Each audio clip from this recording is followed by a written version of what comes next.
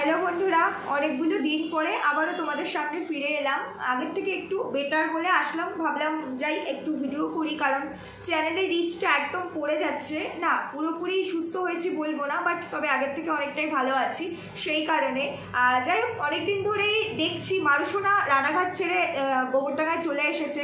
আমি কোনো ভিডিও করতে পারিনি অসুস্থতার কারণে, তো অনেক কিছুই তোমাদেরকে বলার ছিল কিন্তু বলতে পারিনি। আজকে ফাইনালি বলবো। তোমরা তো আমার টাইটেল আর থাম্বনেল দেখে এসেছো আর বুঝতেই পেরেছো মারুসোনা নতুন ব্যবসা শুরু করছে, দুজনে মিলে নতুন ব্যবসা শুরু করছে। এবং কিসের ব্যবসা তোমরা বুঝতেই পেরে গেছো, সেই রিলেটেড অনেক কিছু তোমাদেরকে জানাবো বলে আজকে চলে আসলাম তোমাদের সামনে। আজকে সারাদিন হয়তো একটাই ভিডিও দেবো, এর থেকে বেশি পেরে উঠবো না, কারণ এখনই এতটা পারমিট করছে না ফিজিক্যালি, সেই কারণে। যাই হোক চলো, ওই সমস্ত কথা পরে হবে। আগে মেন যে টপিকস আমার সেটা নিয়ে কথা বলি, ভিডিও শুরু করবো। তার আগে একটু ইন্ট্রো দিয়ে নিই। Hello my lovely viewers, welcome back to my channel Dimpy lifestyle. বন্ধুরা আমার সাথে থেকো, পাশে থেকো, চ্যানেলটিকে সাবস্ক্রাইব করে লাইক কমেন্ট শেয়ার করো। আর ইয়াররিংস নেই, সব খোলা হয়ে গেছে, মানে খুলেছি কারণ সিটি স্ক্যান ছিল তোমরা জানো, সেই কারণে। তারপর আর পড়া হয়নি। তো আমার হেলথ রিলেটেড সমস্ত কিছু পরে বলবো, এখন দরকার নেই। এখন যেটা নিয়ে কথা বলতে এসেছি সেটাই বলা যাক। সেটা হলো ওয়াইটির যে কন্ডিশন দেখতে পাচ্ছি, আমি বেশ কিছুদিন সোশ্যাল মিডিয়া থেকে একেবারে ডিট্যাচ ছিলাম, আমি একদমই দেখছিলাম না, কারণ তোমরা হয়তো সবটা জানো না। যাই হোক সেগুলো পরে বলবো। তো এই দুদিন ধরে একটুখানি ওয়াচ করছি, কিন্তু খবর পাচ্ছিলাম যে সোশ্যাল মিডিয়ার কন্ডিশনটা কী হচ্ছিল। তো ওই সব রিলেট বিষয়ে আমি আর ঢুকতে চাই না। আমার টপিকস মারুসোনা, তো মারুসোনাকে নিয়েই কথা বলবো। মারুসোনা রানাঘাট থেকে গোবরডাঙ্গা চলে গেছে। রানাঘাট তো ভীষণ মিস করেই, যখন চলে যাই মানে রানাঘাট থেকে যাবে সব প্যাকিং করছিল, তখন থেকেই মিস করাও শুরু হয়েছিল, আর এখনও প্রচুর পরিমাণে মিস করছে। তো মারুসোনা কিন্তু গোবরডাঙ্গা গিয়ে প্রচণ্ড অ্যাক্টিভ হয়ে গেছে, প্রচণ্ড অ্যাক্টিভ হয়েছে। এবং দেখলাম ডাইনিং টেবিল নিয়েছে, আর টুকটাক কিছু কিছু জিনিসপত্র কেনাকাটা করেছে, ঘর দুয়ার গুছিয়েছে, সাজিয়েছে, খুব ভালো, খুব অ্যাক্টিভ। সকাল সকাল উঠছে, রান্নাবান্না করছে, সমস্তটাই করছে। তার মধ্যে দেখলাম কালকের ভিডিওতে যে ওরা মানে কলকাতা গেল, দমদম নামলো, তারপর আর দেখালো না কোথায় গেছে ওখান থেকে। তো সেখানে কিছু জিনিসপত্র কিনতেই গেছে, কারণ নতুন ব্যবসা শুরু করছে, সেটা তো বলেই দিয়েছে। তারপরে বলে ভিডিওর মধ্যে বলবো না, আমি রাত্রিবেলা লাইভ হোক বা ভিডিও হোক নিয়ে আসবো। লাইভ মারুসোনা করেছে, কিন্তু সেই লাইভে বললো যে আমি অসুস্থ, কারণ এতটা জার্নি করেছে। তারপরে ওর একটা যেটা মান্থলি প্রবলেম, সেটার জন্য ও অসুস্থ, তো সেই জন্য ও লাইভ করতে পারছে না, মানে ওর বিজনেস রিলেটেড প্রোডাক্ট নিয়ে লাইভও করতে পারছে না। বাট লাইভ কিন্তু ও করেছে, লাইভও করেছে, সেজেগুলোই লাইভ করেছে, বাট বিজনেস রিলেটেড কথাগুলো এখানে বলতে পারেনি। তারপর বললো ঠিক আছে আজকে না বলি কালকের ভিডিওতে। তারপরের দিন মানে আজকে ভিডিও আসলো, সেই ভিডিওর মধ্যেও এগুলো আসলো না, বললে এরপরে বলবো, এর জন্য আলাদা করে ভিডিও করে বলবো বা লাইভ করে। আবার দেখলাম আজকে আরও একটা লাইভ এসছে, সেখানেও বলেনি। এবং অনেকেই তোমরা বলেছে এত মিথ্যাবাদী কেন, এত সাসপেনশন কেন ক্রিয়েট করা হচ্ছে। তো সাসপেনশন যদি ক্রিয়েট না করা হয়, এই যে ভিউজটা দেখতে পাচ্ছ তো 60K ছাড়িয়ে যাচ্ছে, 66K 60K, এই যে ভিউজটাকে ধরে রাখতে গেলে একটু সাসপেনশন তো ক্রিয়েট করতেই হবে, তাই না? মারুসোনা কিন্তু দারুণ দারুণ ক্রিয়েটার হয়ে উঠেছে, দেখতে পেয়েছো তো, দারুণ ক্রিয়েটার হয়ে উঠেছে, মানে প্রচণ্ড পরিমাণে এই সোশ্যাল মিডিয়াটাকে রপ্ত করে নিয়েছে যে কীভাবে ভিউজ ধরে রাখতে হয়। কালকে থেকে একটা বোমা ফাটিয়ে রেখেছে যে আমি ব্যবসা রিলেটেড কিছু কথা তোমাদের সঙ্গে শেয়ার করবো, আমি নতুন ব্যবসা শুরু করছি। এবার সেটা ওই কথাটা বোমাটা ফাটিয়ে দিয়ে একটা ভিডিও ছেড়ে দিল, তারপরে লাইভেও প্রচুর ভিউজ হবে যদি এটাকে ধরে রাখা যায়, কিন্তু বললো না কিসের বিজনেস। তারপরের দিন আবারও ভিডিওস আসলে, আবার লাইভ আসলে, দুটোর মধ্যে একটা তো বললে না, বললে আজকে রাত্রিবেলা আবার আসবে। তো ও তো তোমরা অনেকেই দেখছো, আবার কমেন্টও করেছো বেইমানি করে, লাইভ করতে পারছি, অথচ বলছে আমি লাইভ করবো না, লাইভ করতে পারছি না, আমার শরীর খারাপ, কিন্তু লাইভে এসেছে তো আসবেই। তো পয়সাও বেইমান ছিল না, কোন দিনই বা বেইমান ছিল না ওরা। আর একটা কথা আমি তোমাদেরকে বলছি, তোমরা কি নোটিস করেছো মারুসোনা যে কথাটা বললো, আমি ওর কালকের ভিডিওতে দেখলাম 5 পিস মাছ রান্না হচ্ছে, আলু বেগুন দিয়া, তার সঙ্গে ঘ্যাটকোল মানে খারকোল, আমরাও খারকোল বলি। তো সেই খারকোল দেখা লাইফ ফার্স্ট টাইম ও ইউটিউব দেখে আর কি বাটা করেছে, প্রচণ্ড টেস্টি হয় খারকোল বাটাটা, যদিও ওর মধ্যে আমি একটু মিষ্টি অ্যাড করি, মানে আমরা মিষ্টি অ্যাড করি, ও দেখলাম দেয়নি। যাই হোক, খাওয়াটা যার যার নিজস্ব চয়েসের ওপরে হয়, সেটা নিয়ে কথা বলতে চাই না। তো সেখানে 5 পিস মাছ রান্না করলো, দুজন খাবে বলে, আর মাথা আরও কিছু মাছ টাছ রেখে দিল, বললে এটা আরেকদিন হয়ে যাবে, হিসাব করে চলতে হবে।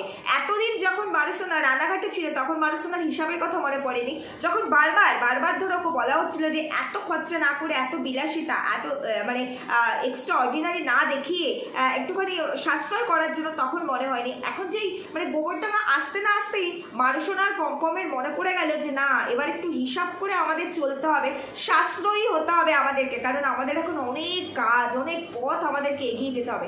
রানাঘাট তো গুটিয়ে গেছে, তাই না? রানাঘাটে থাকতে কোনো কিছুই মনে হয়নি, কারণ রানাঘাটে থাকার পরও সংসারটা শুধুমাত্র গিফট ফান্ডিংয়েই গুছিয়ে গেছিল। রানাঘাটে ওর মাথার ওপরে সোনাদীপ ভাই ছিল, সোনাদীপ ভাই দৌলতে প্রচুর দিদিভাইরা ওর মাথার ওপরে ছাতা মেলে ধরেছিল। এখনো জানে ওখান থেকে গুটি গাটিয়ে চলে আসতে হয়েছে, তাই ওই জায়গাটা মানে ওই যে মানে বলতে পারে যক্ষের ধনটা মানে সোনাদীপ ভাই ছিল, সেই ধনটা যখন ওর হাত থেকে বেরিয়ে গেছে, তাহলে ওর কাছে এখন আর ওইভাবে টুপি পরিয়ে মানে নিয়ে নেওয়া, কেড়ে নেওয়ার বিষয়টা আর ওদের কাছে নেই। তাই এখন যেটাই করতে হবে নিজেদের পরিশ্রম দিয়ে সেই পারিশ্রমিকের মাধ্যমে ওদের লাইফটাকে লিড করতে হবে। ওদের লাইফের যে সমস্ত ইচ্ছেগুলো আছে সেগুলোকে বলতে পারো ফুলফিল করা হোক, মেনটেন করা হোক, যা কিছুই হোক না কেন, সমস্তটাই কিন্তু ওদেরকে এখন নিজেদের ইনকামের উপর বেস করেই করতে হবে, যার কারণে এখন ওরা সাশ্রয়ী হয়েছে। এটা যদি ওরা যদি এখন মানে এই সিচুয়েশনের মধ্যে না পড়তো, ওদেরকে যদি রানাঘাট ছেড়ে গোবরডাঙ্গায় চলে আসতে না হতো, তাহলে কিন্তু ওদের কখনো সাশ্রয়ী হওয়ার কথাটা মনে পড়তো না। আরেকটা কথা আমি তোমাদেরকে বলতে চাই, আমি কথাটা একদিন বলেছিলাম বলে আমাকে কয়েকজন বলেছিল যে কখনো কাজকে ছোট করতে নেই। আমি কোনো কাজকে কখনোই ছোট করিনি। তো আমি কিন্তু একটা কথাই বলেছিলাম যে কিসের অ্যাপার্টমেন্ট লেটার। ও গোবরডাঙ্গা এসছে, এখান থেকে ওর যে বাড়ি পম্পমের বাড়ি স্বরূপনগর, দোকানে যাতায়াত করতেও ওর সুবিধা হবে। হয়তো রেগুলার বেসে ও ওখানে গিয়ে দোকানটা করতে পারবে না, কিন্তু মাঝে মাঝে গিয়ে দেখভাল করা, হিসেবপত্র নেওয়া, যেহেতু বাবা দোকানটা চালাচ্ছে সেটাও করতে পারবে। আর ওর যে সমস্ত লোকাল কাস্টমাররা আছে, যেগুলো ও যে সমস্ত ইলেকট্রিকের কাজগুলো করে, সেই কাজগুলোও পাবে। সুতরাং সেখান থেকে দাঁড়িয়ে ওর একটা ইনকাম থাকবে, যেটা রানাঘাটে বসে পসিবল হচ্ছিল না। রানাঘাট থেকে সেই বাদুড়ি মানে বসিরহাট লাইন অনেকটা দূরেই তো স্বরূপনগর রানাঘাট, অনেকটা ডিস্টেন্স, তো সেটা মেনটেন করা পসিবল মানে সম্ভব নয় আর কি। সেই কারণে গোবরডাঙ্গা থেকে সেটা পসিবল। তোমরা দেখতে পেয়েছো তো, কোনো মানুষ যদি কোনো কাজে ঢোকে, সে কাজটা যে কাজই হোক না কেন, কাজে ঢোকার সাথে সাথে সে এতগুলো ছুটি নিতে পারে, সে বাড়িতে বসে থাকতে পারে, সে বউয়ের সঙ্গে এখানে যাচ্ছে বা জিনিসপত্র কিনতে যাচ্ছে, কিনতে মিনস এই যে বিজনেসটা শুরু করবে সেই রকম জিনিসপত্র কিনতে যাচ্ছে।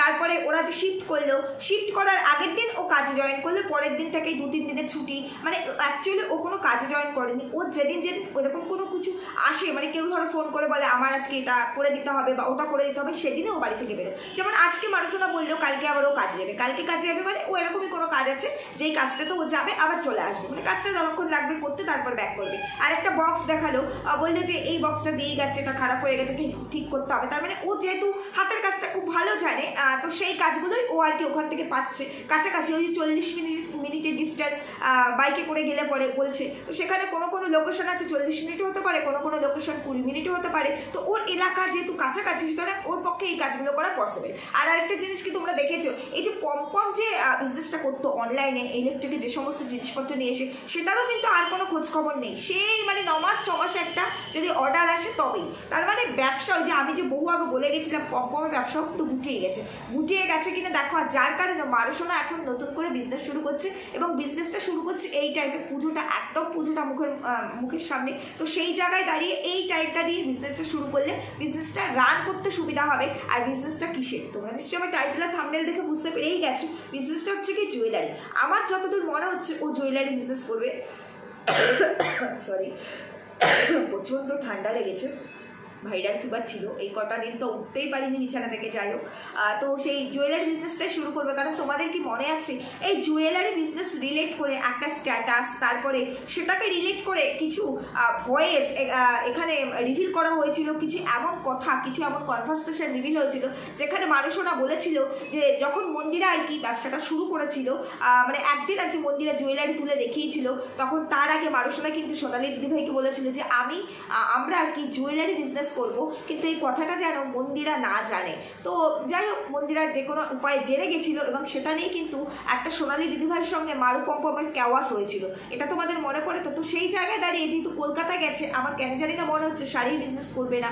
শাড়ির বিজনেসে অনেকটা বেশি পরিমাণে প্রফিটও করতে হয়। শাড়ির বিজনেস করতে গেলে আমার অনেকেই যায় বড়বাজার থেকে আনে, শাড়ি আনে না সেটা না, তবে শাড়ি ম্যাক্সিমাম ক্ষেত্রে মানুষ, যেটা আমি দেখি আমার এইসব দিকে শান্তিপুরের ওই দিকটা থেকেই, মানে শাড়ি জিনিসপত্রগুলো বেশি আসে আর কি শান্তিপুর থেকে, যত মানুষ বিজনেস করে ওই দিক থেকে। তারপরে আরও আছে আরও অন্যান্য অনেক অনেক জায়গা থেকে, মানে স্টেটের বাইরে আরও অনেক জায়গা থেকে এই সমস্ত প্রোডাক্টগুলো আসে বড় বাজার থেকে। অন্যান্য ধরনের জিনিস বিশেষ করে জুয়েলারি, তারপরে তোমার ওই বিউটি প্রোডাক্ট, এইগুলো কিন্তু ওই দিকটাতে বেশি ভালো পাওয়া যায়। ইলেকট্রনিক্সের জিনিসপত্র, এই ধরনের জিনিসপত্র, ইলেকট্রিক জিনিসপত্র, এই ধরনের জিনিসপত্রগুলো ওই দিকটাতে বেশি ভালো পাওয়া যায়। তো সেই জায়গায় দাঁড়িয়ে আমার মনে হচ্ছে ইনভেস্টমেন্টটা কম হবে, কম ইনভেস্টমেন্টে মুনাফাটাও বেশি উঠবে, এবং যার কারণে ওরা কিন্তু যদি শাড়ি আনতেই যাবে তবে তার প্রিপারেশনটা একটু অন্যরকম থাকতো। ও আর কম গেলেও গিয়ে ওখান থেকে আমাদের দমদম পর্যন্তই দেখালো, তারপরে দেখালো না, তারপরে বাড়ি চলে আসলো। তো আমার মনে হয় যে জুয়েলারি খুব একটা বেশি ভারী কিছু না, যেহেতু প্রথম শুরু করছে, তো সেই জায়গায় দাঁড়িয়ে ওরা নিজেরা হাতে করে ব্যাগে করেই জুয়েলারিগুলো নিয়ে আসতে পারবে। তো জুয়েলারি বিজনেসই আমার মনে হচ্ছে শুরু করবে আর কি মারু পম্পম, যদিও বলেছে আজকে রাত্রিবেলা ও ভিডিও দেবে। আশা করি ওর ভিডিওর আগে আমার এই ভিডিওটা পোস্ট হয়ে যাবে, তো সেই জন্যই। তো রাত্রিবেলা যদি ভিডিও দেয় সেখানে তো দেখাই যাবে যে কিসের ব্যবসা করছে। তো খুব ভালো, এখন প্রচণ্ড পরিমাণে হিসাবই হয়েছে, ভবিষ্যতের কথা এখন চিন্তা করছে, আর চিন্তা তো করতেই হবে, কারণ পম্পম যে কাজগুলো পাবে গোবরডাঙ্গায় বসে, সেটাও কিন্তু রেগুলার বেসের উপরে ডিপেন্ড করে সেই কাজগুলো হবে না। যখন কারো প্রয়োজন পড়বে যে আমার ঘরের এটা ঠিক করতে হবে, ওটা ঠিক করতে হবে, তখন যেটা হাতের কাজ। আর হাতের কাজ যারা জানে তারা কিন্তু কখনো না খেয়ে মরে না। হাতের কাজ এমন একটা কাজ না খেয়ে মরবে না। এই ধরনের কাজগুলো প্রত্যেক মানে নিত্য প্রয়োজনীয় কাজ, প্রত্যেকটা ঘরে প্রত্যেকটা মানুষের মানে মাসে একবার দুবার করে বোধহয় আমাদের এরকম ইলেকট্রিক মিস্ত্রিকে ডাকতেই হয়, কখনো লাইট, কখনো ফ্যান, কখনো এটা কখনো ওটা, এগুলো প্রয়োজনই হয় প্রত্যেকটা মানুষের, তাই না? তো সেই জায়গায় কাজটা কিন্তু খুব ভালোই শিখেছে। তবে কুড়ে তো এবার কতটা করতে পারে, যদিও গোবরডাঙ্গায় গিয়ে অনেক বেশি সাশ্রয়ী হয়ে উঠেছে আমাদের মারুসোনা, আমাদের পম্পম অনেক অনেক অনেক বেশি সাশ্রয়ী এবং অনেক বেশি কর্মঠ। আরও একটা কথাও মারু বললো যে ভাতটা কিন্তু গুছিয়ে দিয়েছি। আর দেখো সবে তো শুরু করেছি, মানে বিয়ে হচ্ছে সবে এই 4-5 মাস হয়েছে, এখনো পারি না, আস্তে আস্তে শিখবো। হ্যাঁ, সময়ের সঙ্গে সঙ্গে মানুষ সবটা শেখে। তবে একটা ভাত গুছিয়ে বেড়ে দেওয়া, এটার জন্য আমাকে বিয়ের পর 6 মাস পর্যন্ত ওয়েট করতে হবে, এটার কোনো মানে নেই। তাছাড়া আর একটা 15 বছরের মেয়ে নয়, একটা 22-23 বছরের মেয়ে, সে এইটুকু জানে। আর এখনকার জেনারেশনের মেয়েরা প্রচণ্ড ফাস্ট, তারা জানে না, তারা পারে না, এমন কাজ খুব কম, দেখে দেখেই মানুষ শিখতে পারে। আর আমরা ডিজিটাল যুগে বসবাস করি, বিলং করি, তাই না? ডিজিটালি আমরা খুব ফাস্ট। তো সেই সব জায়গায় দাঁড়িয়ে এই ধরনের কাজগুলো কোনো মেয়ের পক্ষে ডিফিকাল্ট বলে আমার মনে হয় না। হ্যাঁ, একটা সংসার মেনটেন করা, একটা মানে আমি যেভাবে পারবো, নিশ্চয়ই যে আনম্যারিড একজন মেয়ে হবে সে, তার পক্ষে সেটা পসিবল হবে না, সেটা সবার ক্ষেত্রে। আমিও প্রথম দিন সেটা পারিনি, আজকে যেটা পারি সেটা সম্ভব নয়, করতে করতে শেখে। তবে মানুষের মিনিমাম সেন্স থাকে যে একটা ভাত কী করে গুছিয়ে দিতে হয়, হাজব্যান্ডকে কী করে রেসপেক্ট করতে হয়, তার খাবারের থালাটা কী করে দিতে হয়, সেই জিনিসগুলো ওদের মধ্যে নেই। যদিও দুজন থাকে, শেখার মতো জায়গাও নেই, শ্বশুর শাশুড়ি বা পরিবারের মানুষজনের সঙ্গে থাকলে অনেক কিছু শেখা যায়। তারপরে প্রথমত শেখার অপরচুনিটি তো ওর নেই, আর দ্বিতীয়ত থাকলেও ও শিখবে না। ও একটু মানে স্বেচ্ছাচারী বলতে পারো, সেই টাইপেরই মেয়ে, যার কারণে আর অনেক কিছুই ও বলে জীবনে প্রথমবার খেলাম, জীবনে প্রথমবার করছি। সুতরাং ওর বাপের বাড়িতেও কিছুই শিখে আসেনি, এটাও একদম ধ্রুব সত্যি কথা, এটাই বোঝা যায়। মানে আমরা তো আমাদের মাকে দেখেই বেসিক্যালি শিখি সমস্ত কিছু, সংসার কিভাবে করতে হয়। আমাদের খুব ছোট্ট বয়সে, ও 23 বছর বয়সে বিয়ে হয়েছে, আমার 18 বছর বয়সে বিয়ে হয়েছে, তাও জয়েন্ট ফ্যামিলিতে। তো সেই সংসারে তো করে এসেছি, এখন নাও একা থাকি, কিন্তু সেখানে তো বহু বছর সংসার করে অতগুলো মানুষজন নিয়ে ওরা এসেছি। তো শ্বশুর বাড়িতে নিশ্চয়ই হাতে ধরে ধরে সবাই শিখিয়ে দেয়নি যে এইভাবে এটা করো, 1 বছর ধরে ট্রেনিং দিচ্ছি, এটা হয় না। এটা নিজের সেন্স, যেটা দেখেছি আর যেটা দেখছিলাম সেটার উপরে অ্যাপ্লাই করে চলতে হয়েছে, কারণ এটা শ্বশুর বাড়ি। সেখান থেকে অনেকটাই লাকি যে একা আছে, আর পম্পম তো ভীষণ পরিমাণে বউকে সাপোর্ট করে, যেহেতু বউর ইনকামে চলতে হচ্ছে, তাই না? তো ওভারঅল আমার এইটুকুই বলার ছিল। ভিডিও আমি এর থেকে বেশি বড় করবো না, এর থেকে মানে গলায় বেশি পরিমাণ স্ট্রেস দিয়ে আমি ভিডিও করতে পারছি না, অসুবিধা হচ্ছে, তোমরা নিশ্চয়ই বুঝতেই পারছো, এখনও প্রপার সুস্থ তো হইনি। তো আজকে ভিডিও দিক মানুষরা, তারপরে আশা করি এরপর থেকে আস্তে আস্তে ভিডিও দিতে পারবো, চেষ্টাও করবো। এরপর থেকে চ্যানেলটা যেহেতু একদমই পড়ে গেছে রিচ ডাউনে, তো সময় তো লাগবেই। তো সেখানে দাঁড়িয়ে চেষ্টা করব কালকে থেকে কন্টিনিউ ভিডিও দেওয়ার শুরু করলাম, দেখা যাক কতটা কী করতে পারি। যদি না হেলথ কন্ডিশন খুব একটা খারাপ হয় সেই জায়গা থেকেই। আর একটা আপডেট তোমাদেরকে দিয়েছিলাম আমার হেলথ রিলেট করে, আমার ওটি রিলেট করে, তো সেইটা নিয়ে আমি যদি পারি পরে একটা ভিডিও করে অবশ্যই তোমাদেরকে জানাবো, কারণ আমার সমস্ত রিপোর্টস চলে এসেছে, এখনও ডক্টরের সাথে কনসাল্ট করা হয়নি, কারণ মাঝখানে এই ভাইরাল ফিভারটা আসার আমাকে আলাদা করে আবার ডাক্তারও দেখাতে হয়েছে। তো যার কারণে আমি আর মানে গিয়ে উঠতে পারিনি নার্সিংহোম পর্যন্ত, সেই জন্য আর কোনো রকম আপডেট তোমাদেরকে জানাইনি। যাই হোক বন্ধুরা, ভিডিওটা যতটুকু করলাম তোমাদের কতটা ভালো লাগলো, কতটা কী লাগলো কাইন্ডলি জানিও, কারণ তোমাদের প্রত্যেকটা কমেন্ট আমার কাছে প্রচণ্ড মূল্যবান। আর কিছু বলবো না, সবাই সুস্থ থেকো, ভালো থেকো, দেখা হবে পরবর্তী ভিডিওতে। টাটা।